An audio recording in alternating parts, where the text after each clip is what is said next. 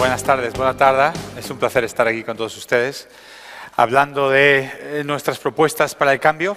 Hemos empezado, como ha dicho Albert, hace ya muchos meses, en febrero, y hoy es el último día que hablamos de nuestras propuestas. Albert les ha contado los elementos de nuestro programa económico. Empezamos con las propuestas para acabar con la precariedad, el mundo del trabajo, el sobreendeudamiento para mejorar los contratos, para generalizar el contrato indefinido. Seguimos con nuestras propuestas para las empresas, para los autónomos, para que las empresas fueran más innovadoras y para que pudieran crecer. Seguimos con Francisco de la Torre, que está sentado enfrente de mí, con nuestras propuestas para mejorar la fiscalidad y hacerla más justa y más eficiente. Luego tuvimos nuestras propuestas para un pacto nacional por la educación. Y hoy cerramos hablando de cómo hacer que el sector público y el sector privado estén al servicio de los ciudadanos, que no estén a su propio servicio, que no sean los políticos gestionando para sí mismos, que no sean las grandes empresas gestionando para sí mismas, sino que al final el mercado y el Estado estén al servicio de los ciudadanos. Esto es absolutamente crucial y muchos problemas, como veremos en España, que nos parece que están separados, están conectados por este problema que cuenta Albert, de falta de la imparcialidad del árbitro. Si el árbitro está comprado, los mercados ni el Estado van a funcionar. Y como decía Albert, el coste de la corrupción es mucho más que el 3%. Cuando hay varias empresas, y yo elijo a esta porque me da el 3% de mordida, el político elige a esta empresa concreta porque le da una mordida, el coste no es simplemente que el contrato en vez de ser 100 es 103. El coste es que una empresa que no está cualificada, que una empresa que no es la mejor empresa para llevar a cabo este contrato, esta obra pública, etcétera, va a hacer la obra pública. Y esto tiene un coste muchísimo mayor. Es el coste de la asignación de recursos en la economía que no va a los mejores. Cuando la asignación de recursos se hace a ver quién me da una mordida, no va a ser la mejor empresa la que se va a llevar. No va a haber libertad de entrada para que un empresario astuto con una idea nueva consiga entrar. Ese señor nunca va a tener una oportunidad porque no tiene el contacto, no tiene el enchufe. Hay un estudio reciente muy interesante, el que escribí hace poco, que calcula, que estudia cuánto afecta esta asignación, mala asignación de recursos a la productividad. Y muestra que en España durante el boom las empresas que más crecían no eran las empresas más productivas. Las que más crecían eran las más improductivas. ¿Por qué? Pues porque durante el boom había todo ese dinero conectado con el poder político que iba a quien estaba enchufado y no iba a quien sabía. El coste en este estudio que les cuento es enorme. Pueden ser 5.000 euros por persona. Estamos hablando de mucho dinero. Cuando pensamos en el 3%, bueno, el 3% del PIB es mucho, es muchísimo. Pero si pensamos en que ese 3% del PIB está destinado a pervertir todos los mecanismos y hacer que los que no saben ganen los concursos, entonces nos damos cuenta de que el coste es muchísimo mayor. ¿Qué podemos hacer para acabar con la corrupción? Bueno, hay quien dice que lo que hay que hacer es echarlos a todos y poner a unos nuevos. Pero, ¿por qué vamos a pensar que unos nuevos van a ser diferentes? Los humanos son humanos. Habrá gente muy buena, que sea muy pura y que haga las cosas muy bien. Pero nosotros no podemos contar en la pureza de las personas. Tenemos que tener unas instituciones y unas reglas de juego que funcionen. Porque si estamos esperando que los nuevos hagan cosas diferentes, pues al final, cuando pasen años, etcétera, pues los humanos, en muchos casos, se comportarán como humanos. Si las reglas son diferentes, pues harán lo que tienen que hacer y los jueces y todos los demás harán su trabajo. Les quiero contar un ejemplo y una historia que nos va a iluminar el punto principal que creemos de toda la presentación, que es que para acabar con la corrupción hay que combinar las sanciones legales y los incentivos, por un lado, con el rechazo moral y social. No valen solo con las reglas. La sociedad tiene que colaborar. Tenemos que conseguir que esas conductas sean intolerables y que nadie quiera tolerarlas. El ejemplo que les quería contar es de Antanas Mockus, que fue alcalde de Bogotá, 2 periodos de 2 años. Es un personaje muy curioso, fue muy innovador y realmente consiguió avanzar mucho contra la corrupción. Fue una persona que cambió las reglas, cambió los incentivos, pero lo que también trató de hacer es avergonzar a la gente de las conductas incorrectas. Quizás su acción más notoria, que todo el mundo recordó, y todo esto funcionó bastante bien, fue el usar mimos, como ven ahí, mimos de esos que veíamos cuando éramos pequeños, mimos para avergonzar a la gente cuando saltaba las normas de tráfico. Si usted se pasa un semáforo en rojo o si usted cruza por el lado equivocado, va a tener un mimo ahí haciéndole burla. Estoy tratando de iluminar un tema que es muy importante, que realmente el rechazo social es una herramienta crucial que ahora no tenemos.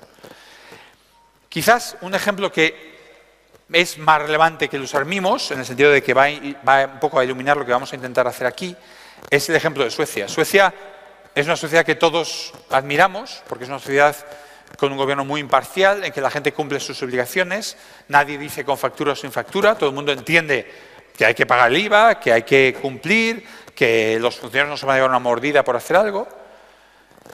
Pero Suecia no fue siempre así. A principios del siglo XIX y mediados, Suecia era una sociedad en la que había que estar conectado con la nobleza, en la que había que tener relaciones para conseguir puestos, en la que había que tener relaciones para conseguir contratos. Era una sociedad en la que el gobierno, en vez de imparcial, era arbitrario. Y nosotros buscamos la imparcialidad.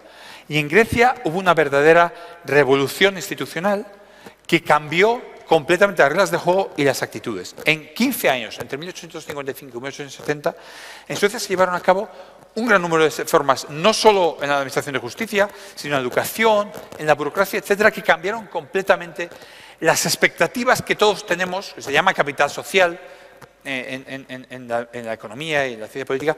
El capital social es qué esperamos de los demás, cuánta colaboración, esperamos que el resto de la gente cumpla su confianza, confiamos en ellos o no, y que al final sugiere que todas estas normas se cumplen porque todo el mundo espera que se cumplan. Si la gente me va a mirar mal cuando tiro un papel al suelo, si nadie tira papeles al suelo, si alguien me va a llamar la atención cuando lo haga, no tiraré el papel al suelo y no hará falta la multa. Eso fue lo que sucedió en Suecia. Nosotros, en ese sentido, un poco inspirados por la experiencia de Suecia, proponemos una transformación institucional completa. Proponemos no cambiar una regla, una institución concreta, pensamos que hace falta realmente repensar una serie de instituciones cruciales para que esto suceda, para que los comportamientos y los valores cambien. Hoy vamos a hablar de dos pilares cruciales. Elisa Nuez, que es una de las personas que en España más ha luchado contra la corrupción, desde el blog Adiderecho, con muchísima valentía, denunciando casos que no verán en ninguna tele, en ninguna prensa, porque realmente pues son cosas en las que pues mucha gente no quiere entrar, con mucho valor, va a explicarles nuestro plan integral contra la corrupción, y que ella ha sido la principal autora con su equipo de Adiderecho. Segundo, yo les voy a explicar, esto es para cómo la administración puede funcionar mejor al servicio de los ciudadanos, yo les voy a explicar cómo los mercados van a funcionar al servicio de los ciudadanos y por qué ahora no están funcionando al servicio de los ciudadanos. Hemos hablado de otras medidas de este plan integral de esta serie, esta transformación institucional, que incluye la simplificación de la administración y la eliminación del despilfarro, que incluye la reforma fiscal, la lucha contra el fraude y que incluye el cambio de los modelos educativos, una reforma educativa con impacto en la educación. Y sin más, le doy la palabra a Elisa, que les va a explicar nuestro plan para acabar con la corrupción.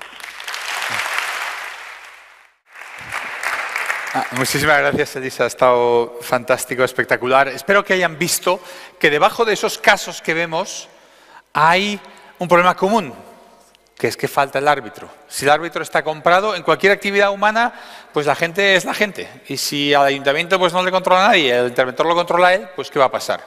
Eso también pasa en los mercados. Los mercados también necesitan un árbitro. Adam Smith ya dijo que cuando se juntaban varios de la misma profesión, inevitablemente pensaban en cómo subir los precios. Es lógico.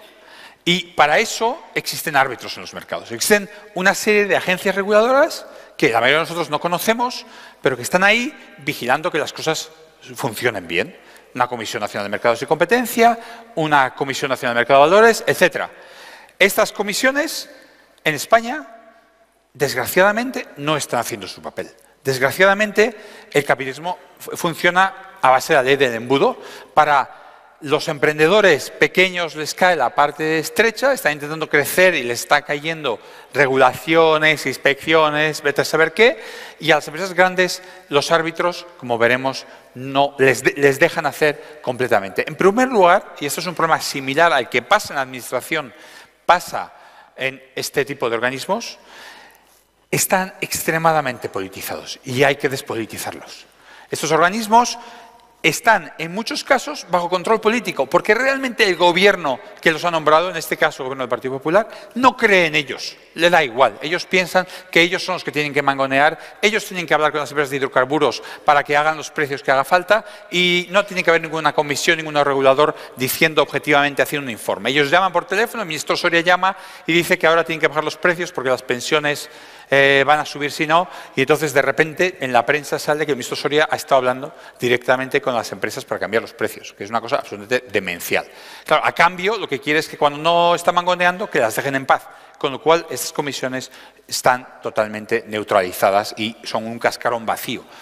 Tenemos que sacarlas del control político, hay que despolitizarlas y tenemos que hacerlo a base de introducir competencia y transparencia en el nombramiento de los consejeros, de los altos cargos. Tenemos que tener convocatorias abiertas, tenemos que filtrar los currículos de manera subjetiva, con una comisión externa que evalúe y filtre los expedientes y lo haga público para que se sepa quiénes son los mejores y con unas comparecencias de las cortas. Es fundamental despolitizar. En segundo lugar, el árbitro principal. Voy a hablar de dos árbitros concretos brevemente. El árbitro principal es la Comisión Nacional de Mercados y Competencia. Esta organización está completamente neutralizada por el gobierno actual. Teníamos una ley bastante buena de competencia en 2007 que sigue existiendo, pero los organismos que se encargan de aplicarla han sido desnaturalizados completamente. Esta comisión funciona como una caja negra.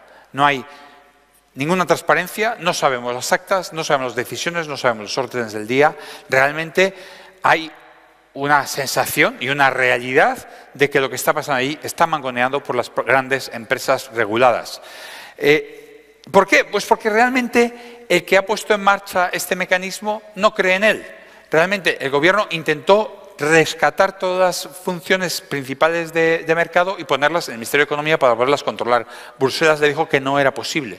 Pero realmente ese hubiera sido el deseo y al final lo que hicieron fue nombrar a unos consejeros que están un poco pendientes de lo que les diga la oficina económica del presidente del gobierno. Así sucede con el decreto de autoconsumo, que básicamente penaliza de forma prohibitiva el que uno consuma su propia electricidad, que uno se la busca. Es como, yo tengo un huertecito, tengo unas manzanas y me vas a poner una multa, una sanción enorme, una tarifa enorme para que no me coman mis propias manzanas. Oiga, déjeme en paz, ¿no? ¿Por qué? Pues porque a las compañías eléctricas no les gusta el autoconsumo. Entonces, ¿esto por qué sucede? Bueno, pues porque se hizo una fusión de los reguladores que subordinó la función de competencia al regulador, hay regulación y competencia.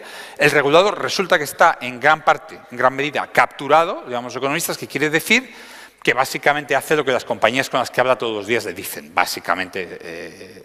Entonces, esta fusión hace que la competencia básicamente desaparezca y que solo regulación realmente sea la que manda y como regulación pues no regula mucho, pues al final tenemos el problema que tenemos. Hay unos consejeros políticos, en particular en la comisión en la mesa de competencia, en la sala de competencia, hay dos consejeros nombrados directamente por cargo político que hacen voto particular en todas las resoluciones tratando sistemáticamente de sabotear lo máximo todo lo que sucede para que luego sea todo recurrible, para que las sanciones no salgan adelante, etc.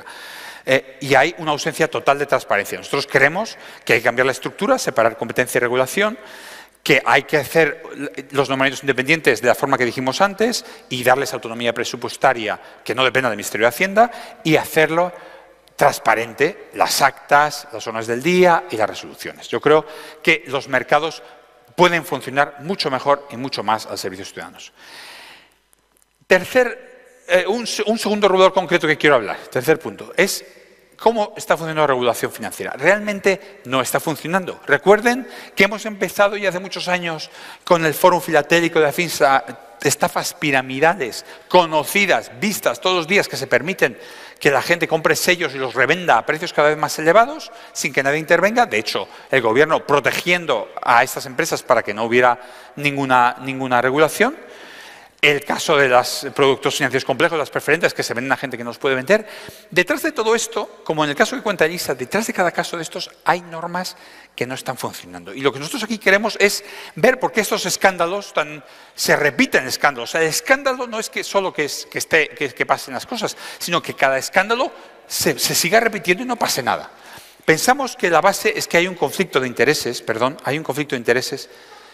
en muchos casos. En caso de los sellos, pues el gobierno políticamente no le interesa meterse. En el caso de las preferentes, pues claro, al Banco de España, que es el que regula estos productos, le gusta que las cajas estén bien capitalizadas y no le importa, bueno, que se capitalicen como puedan. Bueno, pues si venden estas cosas, pues que las vendan. Entonces, pensamos que todos los productos financieros, no solo los valores bursátiles, todos los productos financieros deben estar regulados por una Comisión Nacional de Servicios Financieros, que esta comisión debe regular productos bancarios, hipotecas, debe regular seguros, debe regular todas las inversiones, y queremos acabar con la letra pequeña. Cuando usted coge una hipoteca, a usted le trae un contrato con páginas y páginas. No sé si ustedes lo leen, yo no, y además yo la mitad de las cosas no las entiendo como no las entenderán ustedes seguramente. Entonces, uno lo firma, porque si no, no se la dan. Pero ¿qué habrá firmado? Entonces, nosotros pensamos que puede haber un contrato tipo que esta comisión ponga encima de la mesa y que todo el mundo, oye, haya competencia entre los bancos y los que dan hipotecas en tipos de interés, en plazos, etcétera, por supuesto. Pero que no haya competencia en que en la página 15 yo le metí un puyazo al consumidor que no se enteró. En eso no debe haber competencia y puede haber para productos típicos, contratos típicos. Oye, para consumidores cualificados, que uno sea muy listo y demuestre que es muy listo y sabe mucho de finanzas, oye, que invierta en los productos financieros que quiera, ¿de acuerdo? Finalmente, me gustaría una cosa que es muy importante, insistir en ella, que la hemos dicho, digamos, desde muchos sitios. Las políticas públicas deben evaluarse. No podemos seguir haciendo políticas que no sabemos muy bien a quién benefician, por qué se han puesto en marcha. Necesitamos una unidad de evaluación. Creemos que se puede poner en la Agencia de Responsabilidad Fiscal y que la Autoridad Independiente de Responsabilidad Fiscal, que evalúe política, que lo haga seriamente con expertos independientes y que realmente haga informes explicando qué políticas funcionan y cuáles no. En definitiva, pensamos, con las propuestas que ha hecho Elisa y las que he hecho yo aquí, que con el programa de Ciudadanos realmente se puede conseguir un cambio en profundidad, tanto de las instituciones como de los valores, que la gente realmente pase a una sociedad en la que sea lo normal cumplir porque uno espera que todos los demás cumplen y que creemos que tanto el mercado como la administración pública puede funcionar al servicio de los ciudadanos. Muchas gracias.